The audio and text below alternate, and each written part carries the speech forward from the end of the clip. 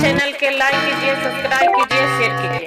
हर महादेव, अपनी भोलेनाथ के चरण में प्रणाम करती हूँ, गौरी मैया के चरण में प्रणाम करती हूँ, माता पिता के चरण में प्रणाम करती हूँ, तुलसी मैया के चरण में प्रणाम करती हूँ, गणपति के चरण में प्रणाम करती हूँ। मेरा प्रणाम स्वीकार हो प्रभु, मेरा प्रणाम स्वीकार हो गुरु बहन, मेरा प्रणाम स्वीकार हो प्रभु, मेरा प्रणाम स्वीकार।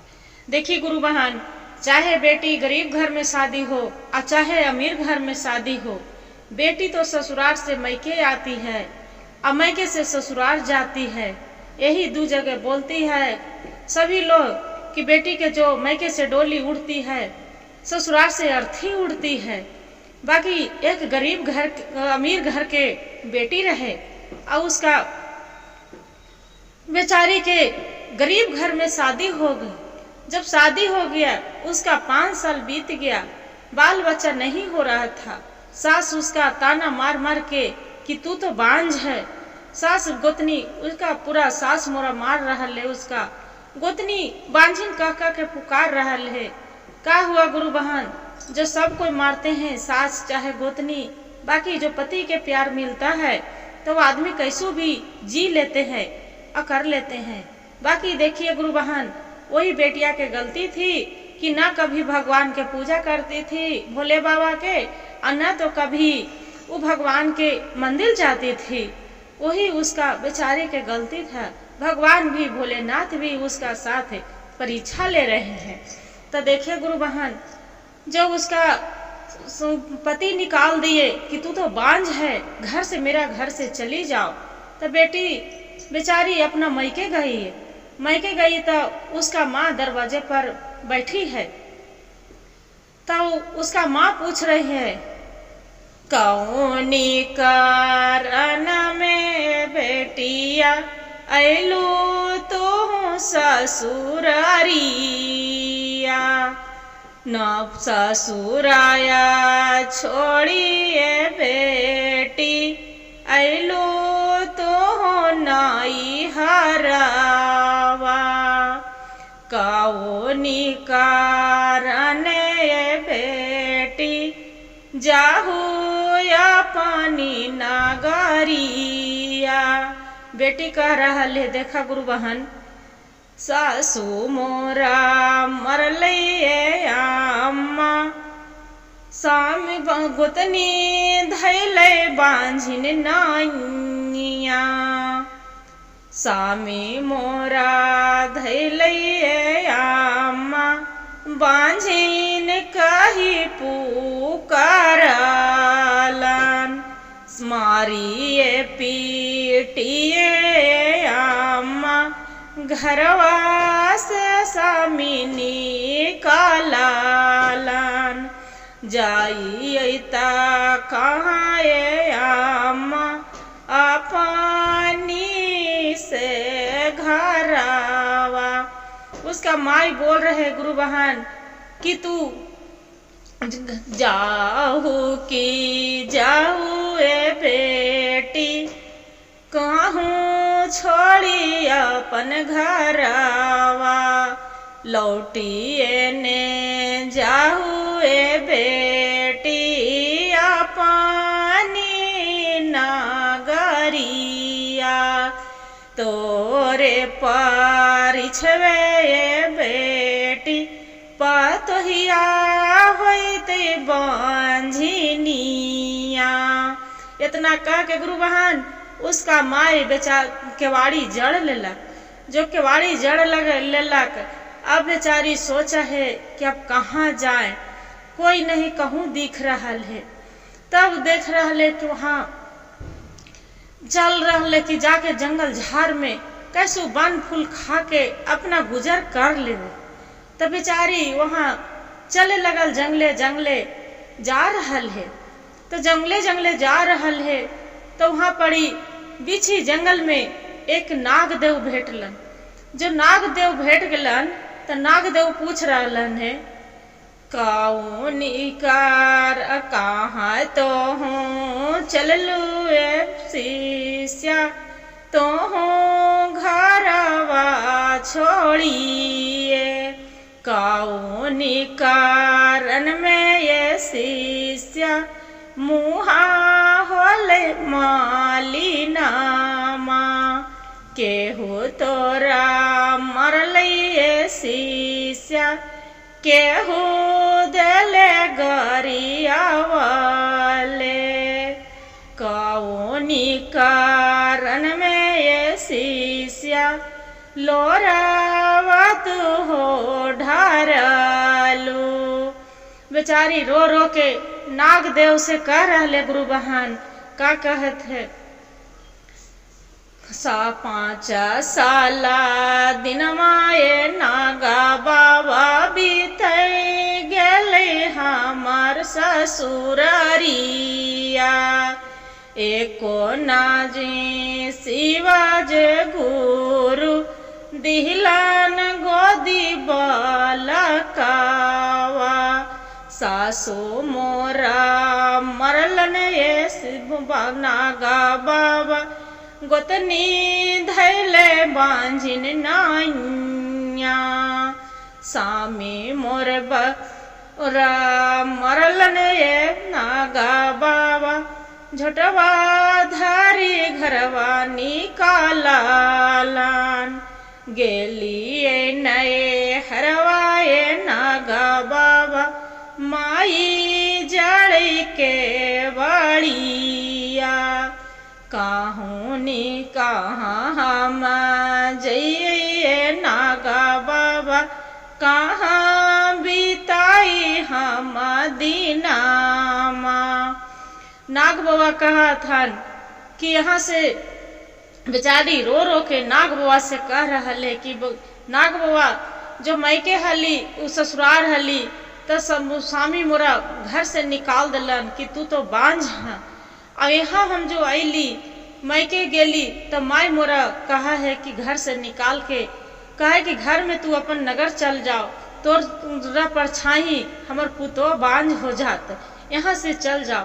देखिए गुरु बहन जब मुसीबत पड़ते हैं तब कोई नहीं साथ देते हैं, कोई भी चाहे नैहर हो चाहे ससुराल हो चाहे कोई भी हो लोग परिवार भी कोई नहीं साथ देते हैं। तब देखा नाग बाबा भी का कर जवाब दे रहलन है जाहो कि जाहो ए शिष्या अपनी हो नागरिया जाहो लौटी घरवाए शिष्या अपनी हो तू घरवा तोरे पार छवे शिष्या नागिनिया होते बांझिनिया तोरे पार छवे शिष्या नागिनिया होते बांझिनिया। इतना कह के बेचारी अब नागदेव भी वहां से हटा रहलन है कि यहाँ से तू जल्दी चल जाओ तोर परीक्षा से हमर नागिन बांझ हो जाते। अब बेचारी रो रहा ले अब सोच रहा ले अब कि कहाँ जाए। अब भोलेनाथ और माता पार्वती कैलाश पर्वत पर देख के सब हंस रहलन है कि देखते हैं कि वो कहाँ जाती है। ऐसी कर रहे जे कभी वो तो न भगवान के नाम लिए न तो कभी पूजा किए न तो चर्चा कभी कुछ भी नहीं की है, बाकी कभी भी उसका याद नहीं आया है। ऐसी मन में भोलेनाथ और माता पार्वती दोनों कर रहने और सब कैलाश पर्वत से देख रहने गुरु बहन। तब बेचारी फिर अब वहाँ मन में विचार लगा लेलक कि यहाँ पड़ी हम गंगा माई में हम डूब के काहे न हम जान धसन दे दे। फिर गुरु बहन वहां से बेचारी गंगा के अरार पर चली जाती है। जो गंगा के माता में डूबने के लिए तो गंगा माई में जैसी सीढ़ी से निकलने लगा है तो गंगा माई कहा था काओनी कारण में ये शिष्या मुहा होइलै मालिनामा काओनी कारण ये शिष्या घरवा तो हो छोड़ा लो काओनी कारण ये शिष्या आचरवे लोरा तोरा भिंजाले काओनी कारण ये शिष्या ऐलो गंगा हो डूबिए।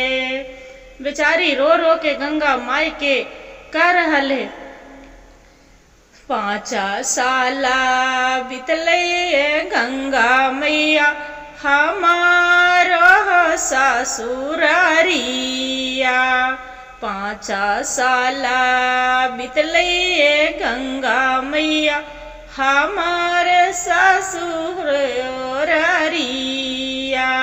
माई बपया मिरवाए गंगा मैया कोई न दे हो साथिया।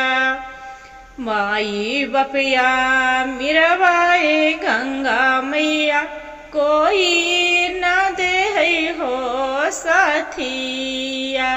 सासो मोरा मरलन ये गंगा मैया गोतनी भांजी धैले नाइया।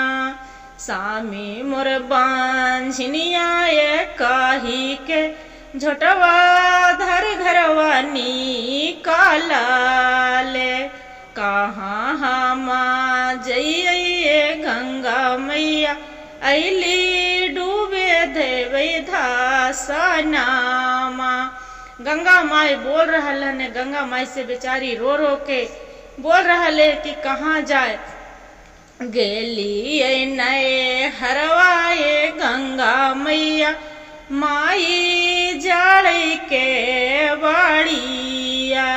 तोरे पर छवे गंगा मैया बोले होते पुतोहिया बांझिनिया।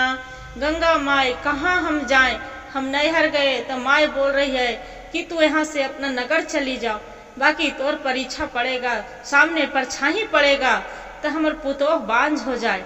वहाँ जंगल में सोचली कि वन फूल खा के हम जीवन बिता लें।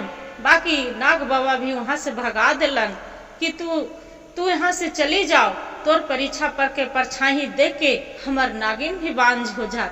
हम गंगा माई कहाँ जाए जे हम डुबकी के यहाँ धसान दे देंगे, बाकी गंगा माई हम जी ना पाएंगे। बेचारी जैसी गंगा माई में डूबे जा रहल है। गंगा माई वहाँ से बोलन कि बेटी यहाँ से तोर कोई जगह न है, यहाँ डूबने के कोई जगह नहीं है, यहाँ से तू चली जाओ।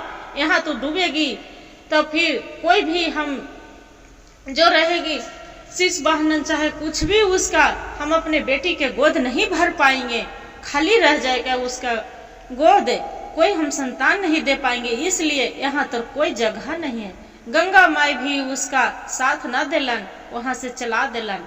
अब बेचारी जाहे तक कहाँ जाहे। बाकी देखा गुरु बहन रोई ते भी लटते ये बेटी गैले शिवा मान दिलावा। रोवते भी लटते ये बेटी गैले शिवा मान दिलावा।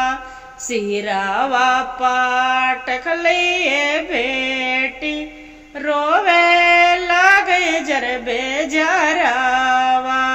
शिवा गुरु मान दिलवाए बेटी सिरवा धारी पाटक ले।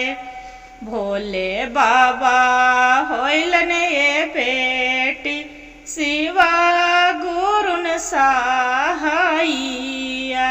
कावो निकारन में ये शिष्या ऐलो तो हो मान दिलावा।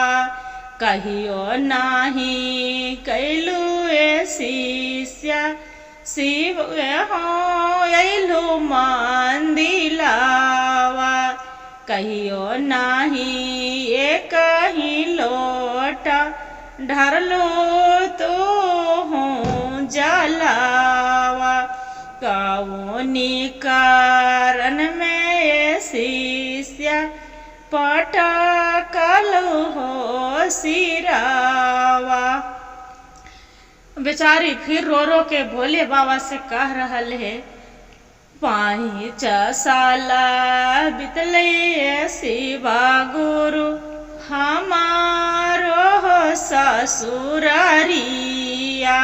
माई बापा रजवाए शिवा गुरु, कोई ना देतई कमामा। माई मोरा जड़लइए शिवा गुरु, बाजाड़ा के बाड़िया। माई मोरा बोललइए शिवा गुरु, बिरही बोलिया। माई मोरा बोलिए शिवा गुरु, तोहारे पार छवे बेटी पतोहिया होते बांझिनिया। देई वै पारन माये शिवा गुरु, तोहारी हो मान दिलावा। बेचारी पटक पटक के रो रो के अब भगवान भोलेनाथ से कह रहे कि भोलेनाथ है, अब हम कहूँ न जाएंगे। जे माई बोल रहे कि अपना नगर चली जाओ, गंगा माई बोलते हैं कि अपना नगर चली जाओ, यहाँ से हम कहूँ नहीं जाएंगे, हम अपना ससुराल तो हम जाएंगे नहीं। हमरा बांझिन के नाम बार बार हमारे पुकारने, हम बच के क्या करेंगे? मेरा जो कोई बालक नहीं है, संतान नहीं है, तो हम बच के क्या करेंगे? गंगा माँ अति भोलेनाथ है, हम आपको मंदिर में हम जान प्राण दे देंगे। बेचारी वो बेटिया, एक गरीब दुखिया बेटिया मंदिर में सर पटकने लगे। भोले बाबा माता पार्वती तो दयालु है, ये हैं दत्तदानी। भोले बाबा उठा के बोलते हैं, बेटी एक काम करो, आप यहाँ से खुशी खुशी तू चली जाओ। बेचारी बोलते हैं कि बाबा हम कहाँ जाएंगे? भोलेनाथ है, मेरा तो नई घर है, न तो ससुराल है, न तो मैं के कहाँ जाएंगे हम। माता पार्वती के एक देखिए भोलेनाथ के माया के नगरी, वहाँ पड़ी एक बड़ी सुंदर सा एक माता के कुटिया है। जो कुटिया है वहाँ सब गुरु बहनन रह रही है। भोलेनाथ क्या किए कि अपना झोली में से उसका लौंग निकाल के दे दिए, बेल पत्ते। बोले कि बेटी ए वाला तू लौंग बेल पत्ती खा लो, तोरा भगवान गोद भर देंगे। बेचारी देखिए गुरु बहन दुख के मारल, कोई के भी लगता है, कोई डावा बीरो कोई भी देते हैं तो लगते हैं कि हम कितना जल्दी खा लें कि मेरा भगवान गोद भर दें। बेचारी लौंग और बेलपत्तर खा लिए। भगवान भोले बाबा की कृपा से उसका 3 गो पुत्र और 1 गो पुत्री हुआ, 4 गो एक ही खेवा भोलेनाथ दे दिए। भोलेनाथ दे दिए।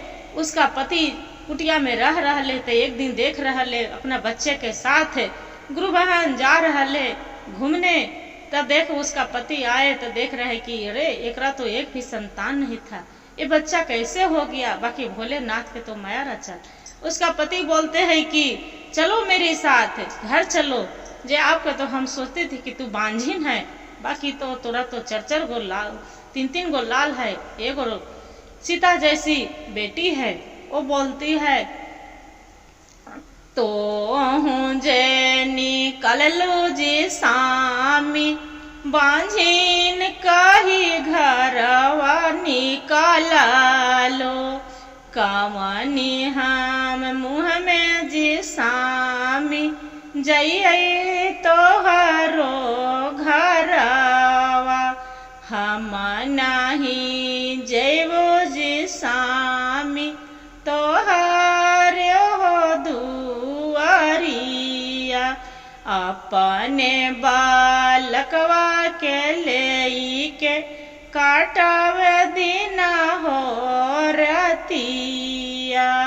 तोहरे दुआरिया सामी, हम नहीं हो जाइबो।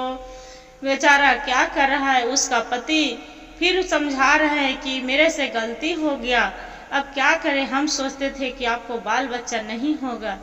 चला हो कि चला ये धानी, हम अपनो महालिया। कविता ले बतिया ये धानी, तो दिहा बिसारी। दोनों मिली नया जीवन हम बीता बेचारी बोलती है कि नहीं, अब हम नहीं जाएंगे, हम अपना बाल बच्चा लेके हम यह जीवन खुशी बिताएंगे, बाकी अपना चली जाइए। बाकी देखिए गुरुभान भोलेनाथ के महिमा कि उसका पति नहीं माने, अपना पत्नी के ले गए और ले जाके दोनों पति पत्नी बाल बच्चा के साथ खुशी खुशी जीवन रहने लगे। हर हर महादेव, घर घर महादेव। गुरु भाई गुरु बहन, एक कहानी भजन के अच्छा से पूरा सुनिएगा, अधूरी मत सुनिएगा। अधूरी सुनने से भोलेनाथ के अपमान होता है। भोलेनाथ की कृपा था कि एक गरीब घर के बेचारी, एक गरीब बेटिया के उसका जाके भगवान मंदिर में जाके भगवान से प्रार्थना की कि उसका भगवान भोलेनाथ दयालु कि उसका गोदी भर दिए। एक कहानी से ही हमरा सीख मिलता है कि किसी को अपमान नहीं करना चाहिए, ज्ञान लेना चाहिए, तो भगवान भी तो उसका माया दिखाए। गुरु भाई गुरु बहन, मेरा जो वीडियो अच्छा लगे तो लाइक सब्सक्राइब शेयर जरूर करिएगा। हर हर महादेव कमेंट में जरूर लिखिएगा। पूरा कहानी भजन सुनने के लिए गुरु बहन आप को सभी को, गुरु भाई सभी को धन्यवाद।